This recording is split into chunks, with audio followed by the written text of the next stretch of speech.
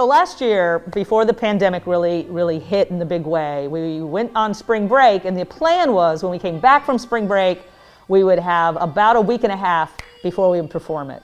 And then we never came back from spring break.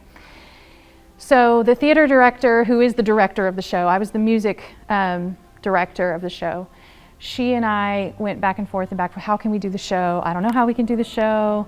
We can't not do the show. I was freaking out because when I heard that it wasn't gonna happen, I was just so scared. I was disappointed and kind of bummed out about it. But I still had hope that we would be able to do it someday or another. So we kept trying to figure out how we were going to do it.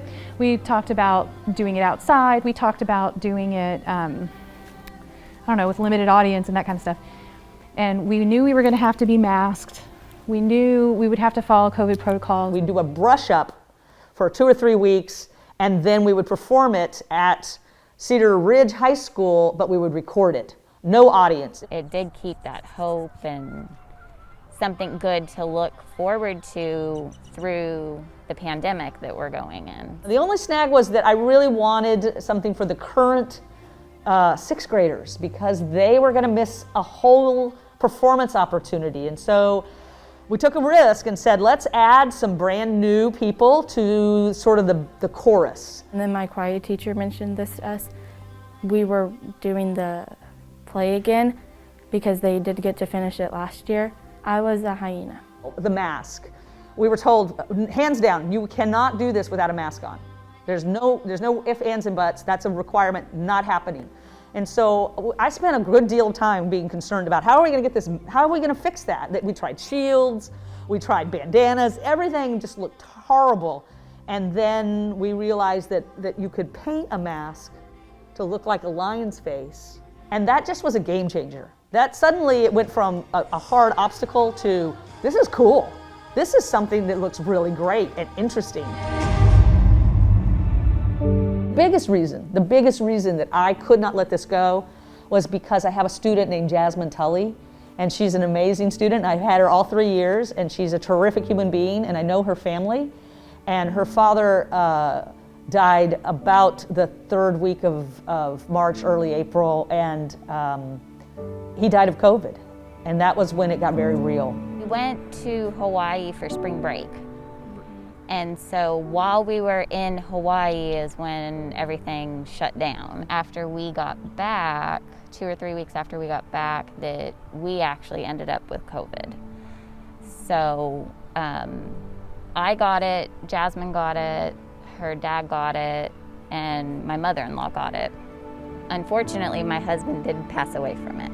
So he passed away on April 16th. Of last year. It really struck a chord in me, and it made me realize that, in very difficult and dark times, one of the best things you can do is to keep making art and to keep fulfilling that creative process. But when I first heard the news that I was Rafiki in my Lion King musical, first instance was excitement and then just crying of happiness. It also kind of gave me a sense of like, the character, because the character basically tells Simba in the play that yes, your father may be gone, but he lives in you. He isn't truly dead. He lives in you.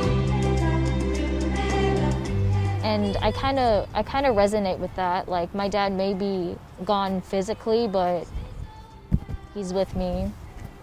He lives in me.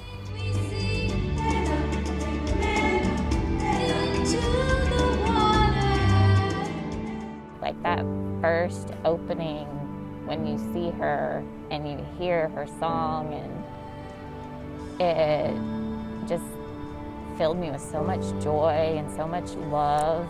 And I know that her dad would have been so proud of her, so proud. There's a very few times in your entire career, and I've taught for almost 30 years, there's very few times when you can look at it and say, this is making a difference.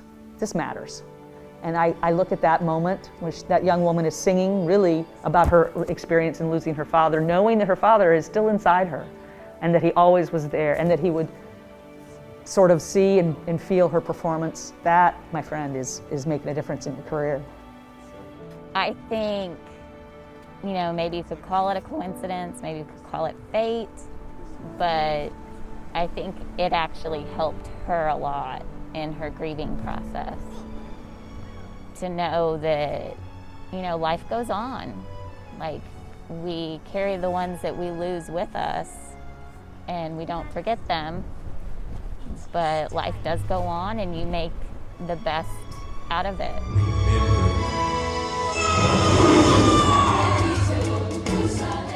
All of those kids had this unique, incredible, extraordinary experience.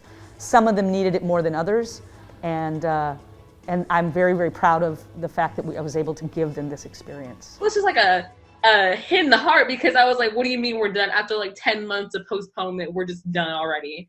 And all the little just waves and air high fives and like, we did it, guys, oh my gosh. It was a bittersweet moment because we had finally gotten to do it, but it'd be the last time any of us would be like that, all joined together doing this amazing musical that we had waited for basically almost a year. I was happy, but at the same time I was like sad because I missed doing this. I missed the experience. It was very emotional for us, but we found closure within. The pandemic took so many things from all of us. So many losses, from Jasmine's father to graduations to birthdays to visiting families to Thanksgiving dinner. It took so many things from us, but it didn't take this. It did not take this. And this isn't exactly what we had before, but it might be just as good. It might be okay. This might be enough. I think it was enough, because the way that moment felt with those young people crying and thanking us and showing appreciation, I'm telling you, that was a career highlight, a career highlight. I've never experienced anything quite like it.